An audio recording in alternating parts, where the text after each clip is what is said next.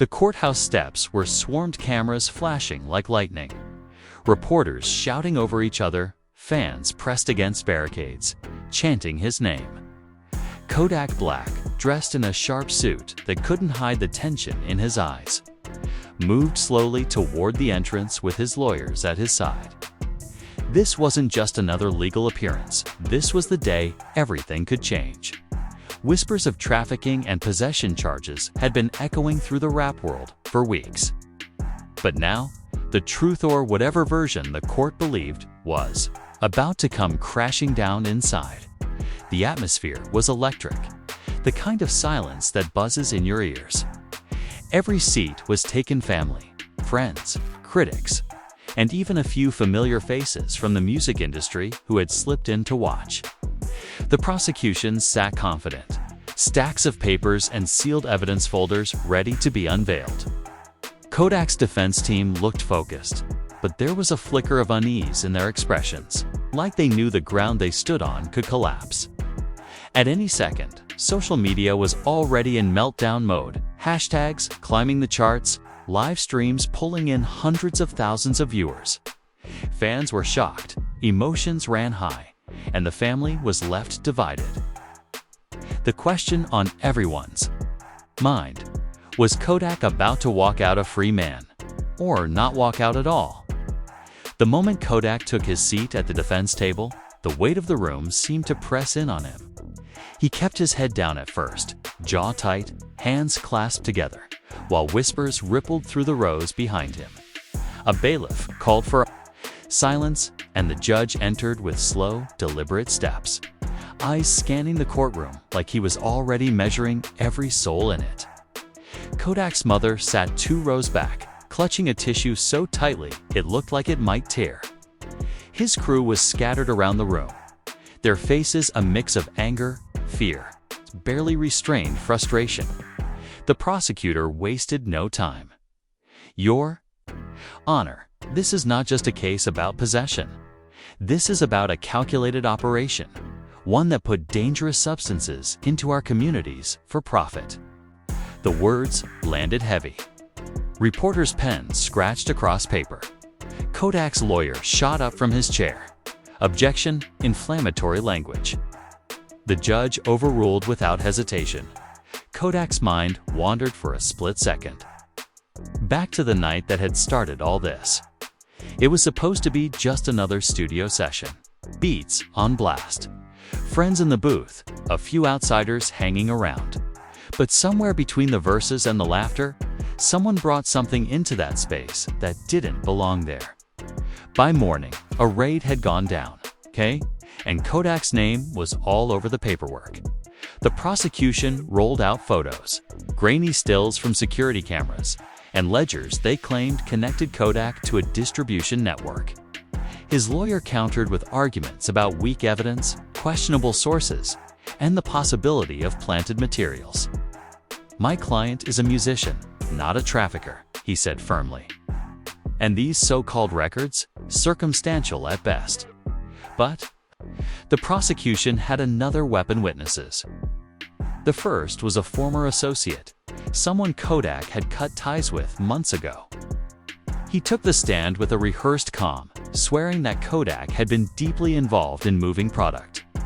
When the defense pressed him about his own legal troubles, the man admitted to a deal with prosecutors in exchange for his testimony. A murmur ran through the gallery. Kodak stared straight ahead, not giving the man the satisfaction of a reaction. Outside the courthouse, the scene was pure chaos. Fans screamed about injustice, holding up posters with his lyrics in bold letters. Others shouted back that justice was being served. A news anchor's voice carried over the noise. Emotions ran high today as the trial of Kodak Black entered a decisive stage. While some supporters are convinced of his innocence, others believe the evidence is damning.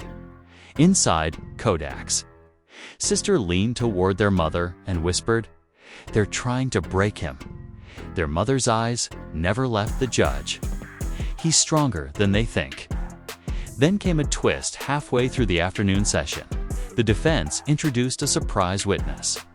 It was an ex-employee of the prosecution's main informant, His statement was short but powerful. He lied to save himself. None of what he told you about Kodak is real. The prosecution immediately attacked his credibility, painting him as a bitter ex-employee with an axe to grind. The tension spiked when the judge called for a short recess. Kodak leaned in to ward his lawyer.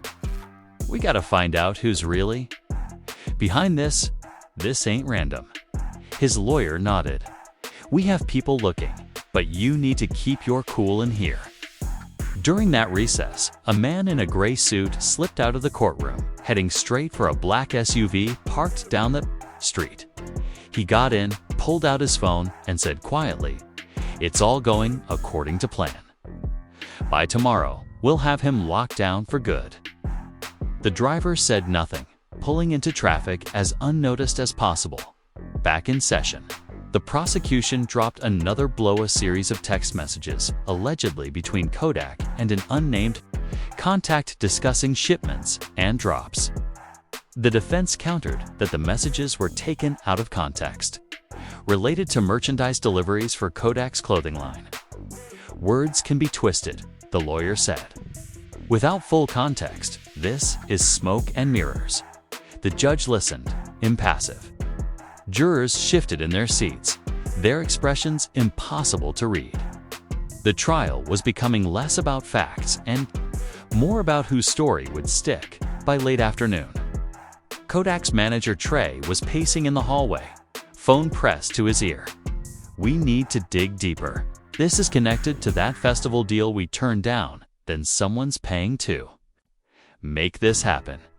On the other end, a contact promised to start pulling financial records, campaign contributions, and anything else that might link the prosecution to powerful enemies.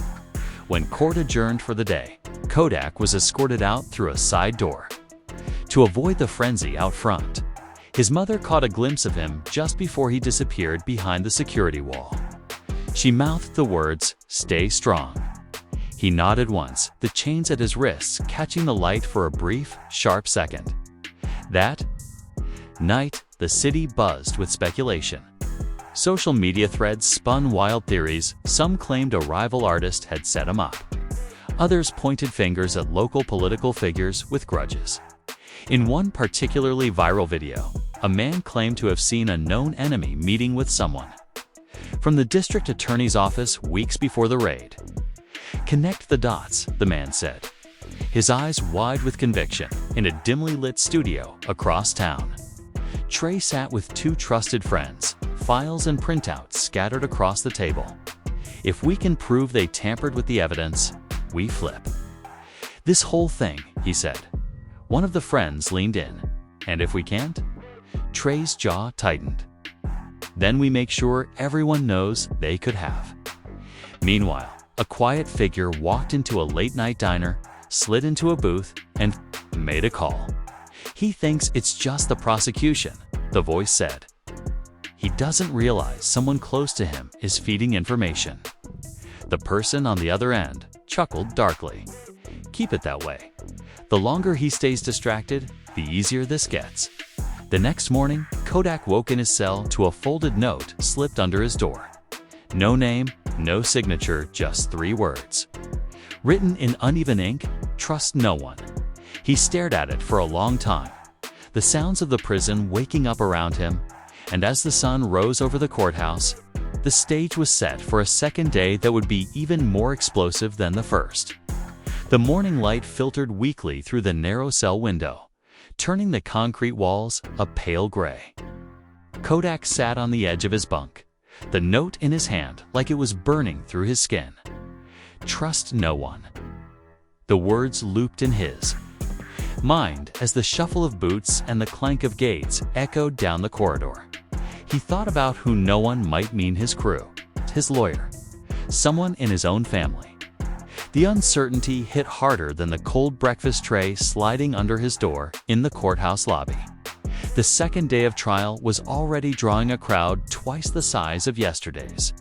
Security was tighter, the reporters more aggressive, and the protesters louder. Free Kodak chants battled with lock 'em up shouts.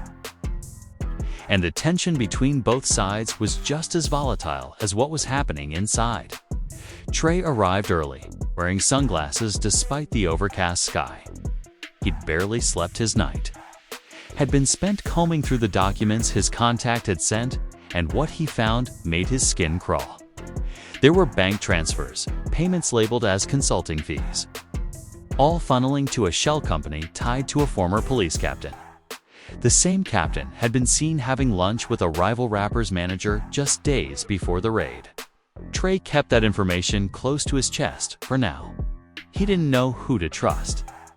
Inside the courtroom, the prosecution brought out a new witness, a state investigator who claimed to have overseen the raid.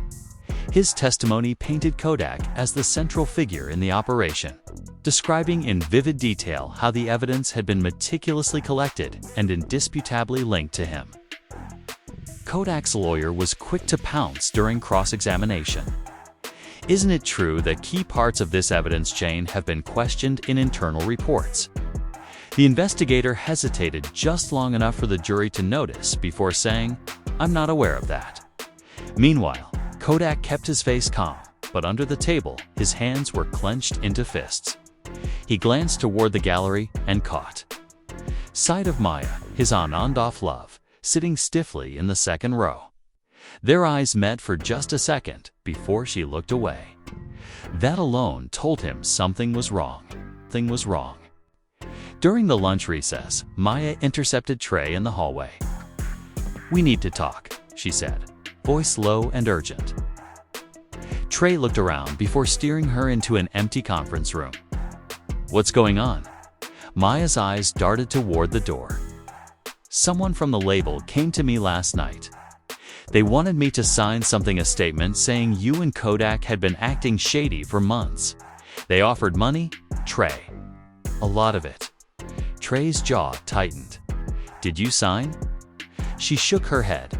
"No. But they're not going to." "Stop." Trey ran a hand over his face. "This is bigger than just the prosecution. They're stacking pressure from every angle: public image, personal life, legal." Maya stepped closer. "And there's something else. I think someone close to Kodak is talking to them." Trey stared at her. "Who?" She hesitated. "I can't say yet, but I'm working on proof." Back in the courtroom, defense introduced a surprise piece of evidence, a grainy video clip from a security camera in the evidence room. In it, a man in plain clothes could be seen entering late at night, removing a small sealed bag from a shelf and replacing it with another. The prosecution immediately objected, claiming the video was irrelevant and potentially doctored. The judge allowed it for now, saying its authenticity could be debated later. The gallery erupted in whispers, reporters furiously typing, and Kodak's eyes sharpened with something that looked like hope. But that hope was short-lived, as the court wrapped for the day. A man in a hoodie slipped through the side exit, pulling his cap low over his face. He spoke into a burner phone. "They're poking around the wrong places. Time to remind them who's really pulling strings." Later that night, Trey was alone in the studio again when his phone buzzed with a text from an unknown number. "If you want him free, meet me at the pier. Midnight, come alone."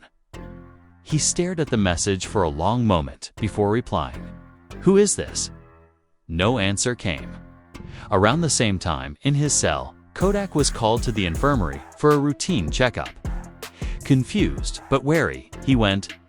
While the nurse busied herself with a clipboard, a voice from the next room spoke through the thin wall. "You don't know me, but I know the case. They've got an insider feeding them everything, and it's someone you break bread with." Before Kodak could respond, the nurse ushered him out, the voice gone like smoke. The next morning, the city would wake up to a leaked audio recording, two men discussing the trial in cold, calculated terms. By the time they realize it's staged, the sentence will already be served. One voice said, "And we'll own the rights to everything he's left behind." And with that leak, the war over Kodak's freedom wasn't just in the courtroom. Annie Morit was everywhere.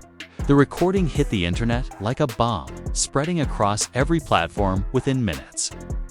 Hip-hop blogs, mainstream news outlets, and late-night podcasters all scrambled to post their takes. The audio was scratchy, but clear enough to men, laughing quietly as they discussed a plan to lock Kodak away and profit from his absence. By the time he figures it out, we'll have his catalog, his endorsements, and every unreleased track, one voice said. The other replied, he won't figure it out. He trusts the wrong people.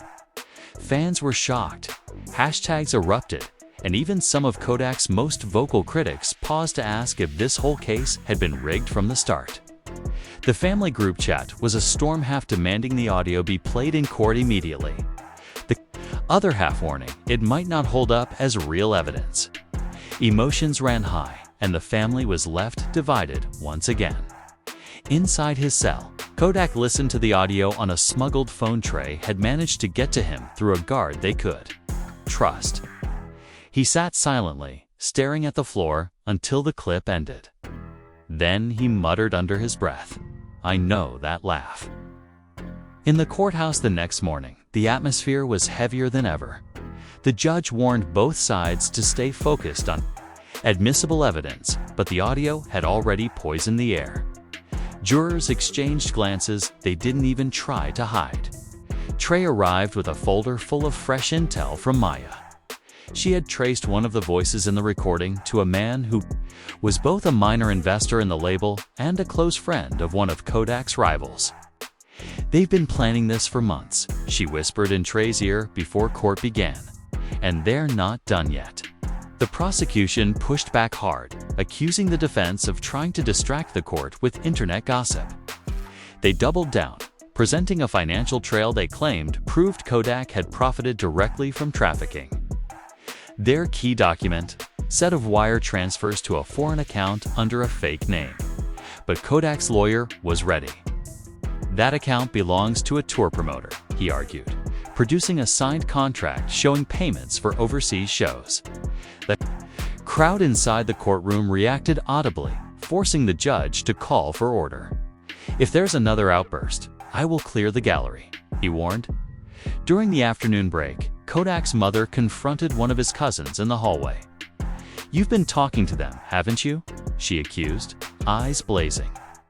The cousin stammered, "I don't know what you're talking about." But the way he avoided her gaze spoke volumes. Outside, the protests had turned into something more dangerous. Police were now separating opposing groups as rumors swirled that the label's own security team was mingling in the crowd to control the narrative. Someone claimed they saw an envelope being passed to a protest leader, but no one could prove it. Late that night, Trey met Maya in a dim parking lot to hand over another hard drive. "This one has the security footage from the day the evidence room got hit," he said. "If we leak it, it'll blow up the case." Maya hesitated. "Or it'll get you both in deeper trouble." While they argued, neither noticed the black SUV parked across the street with its engine idling. Inside, two men listened through long-range mics. "If they drop that video, we move to phase 2, one said. The other nodded grimly. Phase 2 it is. Back in his cell, Kodak lay awake, thinking about that laugh in the audio recording. He could picture the exact moment he'd heard it before a backstage conversation. A handshake that had felt wrong even then. And in the dark, he decided, if he made it out of this, there would be no more second chances for anyone who'd played a part in it the next morning. The defense team dropped a bombshell. They had subpoenaed someone from inside the label to testify. The gallery gasped as the name was read aloud. It was someone Kodak had considered family. And as the doors opened, that person stepped into the courtroom, looking everywhere but at him. The witness walked to the stand with slow, deliberate steps, eyes fixed on the floor as if the tiles were more trustworthy than the faces in the room. Kodak stared at him the whole way, his expression unreadable, but his hands tightened in his lap. This wasn't just a business associate, this was Marlon, a man who had been at Kodak's side since the early days. someone he'd shared hotel rooms, late-night meals, and tour buses with. The courtroom was silent except for the creak of the chair as Marlon sat down. The bailiff swore him in, and the defense attorney approached. "Marlon," he began, "how long have you known my client?" Marlon cleared his throat. "Almost 10 years. And in those 10 years, did you ever witness him engage in trafficking?" Marlon hesitated, eyes flicking briefly toward the prosecution's table before answering. "No." A ripple of whispers moved through the gallery. The defense lawyer pressed on, "Then tell the court why you're here." Marlon's voice was low, almost reluctant. "Because they told me if I didn't testify, they'd come after me next. They showed me documents that made it look like I was involved. They said if I cooperated, it would all go away." The judge leaned forward slightly. "Who is they, Mr. Marlon?" Marlon swallowed hard. "The label's legal department. And someone from the district attorney's office." The prosecutor shot up from his seat. "Objection. Hearsay." But the damage was already done. The jurors were leaning in, eyes locked on the witness. The defense attorney slid a manila envelope onto the evidence table. Inside this are copies of emails between the label's counsel and members of the prosecution team, discussing narrative control and how to streamline the outcome. "Your Honor, this is not hearsay, it is correspondence, and it speaks to motive and manipulation." The judge allowed the envelope to be opened. Reporters scribbled furiously. Cameras clicked in rapid bursts. Kodak's mother clasped her hands together, whispering a prayer under her breath. The prosecutor tried to recover, shifting focus back to the original charges, but every new point they raised now felt weighed down by the possibility of corruption. The atmosphere had changed. The jury could feel it. The crowd could feel it. Kodak could feel it. When court adjourned, Marlon walked past Kodak without a word. But there was something in his eyes, an apology that came too late. Kodak didn't respond, just watched him leave, the chains at his wrists rattling softly. Outside, the crowd was in full frenzy. "Fans are shocked" blared across news tickers. Live streams showed protesters chanting "Set him free," while others yelled for a mistrial. Police presence doubled as the tension edged toward chaos. That night, in the dim light of his cell, Kodak got another note slipped under the door. This one read, "They're moving against your lawyer next." He stared at it for a long time before folding it and tucking it under his mattress. Across town, Strays sat in the studio with Maya. The security footage from the evidence room paused. On a still frame, the plainclothes man caught swapping bags. Maya zoomed in, her face tightening. "That's not just some random plant," she said. "That's the same guy who was in the SUV watching us." Trey's phone buzzed with a message. From an unknown number, "Too late. Court is almost over." The next day, the judge announced that closing arguments would begin. Both sides would make their final push. And then the fate of Kodak Black would be in the jury's hands. As the defense lawyer began his closing, he laid out the corruption, the manipulation, and the personal stakes in a voice that was calm but unshakable. This case is not just about evidence, it's about power. It's about who controls the story and who pays the price for it. My client has been fighting for his freedom against forces that would rather see him silenced. You've heard the truth. Now it's your duty to act on it. Kodak kept his eyes on the jury the whole time, his expression steady. When the defense finished, the prosecutor gave their rebuttal, painting everything as distraction, insisting the charges were real and the evidence solid. The jury left to deliberate. Hours passed. The crowd outside grew restless. News crews switched to live feeds, and the tension was suffocating. Finally, just as the sun began to set, the bailiff announced, "The jury has reached a verdict." The courtroom went still. Kodak stood as the foreperson read the decision. The foreperson's voice was steady, but every word landed like a drumbeat. On the charge of trafficking, we find the defendant. A pause so long you could hear hearts pounding. Not guilty. A wave of gasps, cries, and cheers rippled through the courtroom before the judge slammed his gavel, calling for order. But the relief on Kodak's face was tempered because the next words cut through the celebration. On the charge of possession, guilty. The sentence was lighter than the nightmare everyone had braced for, but it was still time behind bars. Kodak turned to look at his mother, who was already crying not just from the partial victory, but from the exhaustion of the fight. Trey squeezed his shoulder as the marshals prepared to take him away. Outside, the crowd exploded into two realities: one side, celebrating the trafficking acquittal; the other side, raging over the possession conviction. And here's where things get wild, because the unanswered questions are bigger than the verdict itself. Who really orchestrated the setup? Will the leaked evidence lead to an investigation into the label and the prosecution? Will Marlon face consequences for admitting he was pressured to testify? And what happens to Kodak's career now, with a conviction still hanging over him? Now it's over to you. Do you think justice was truly served, or was this a compromise to keep the bigger players safe? Are you convinced Kodak was framed, or do you think the jury got it right? Drop your thoughts in the comments. We're diving into your takes in the next episode. Make sure you hit that like button if you want the full deep dive into the leaked audio, the evidence room footage, and how this case could blow open the industry. Subscribe, turn on notifications, and stay locked in, because this story isn't over. It's just getting started.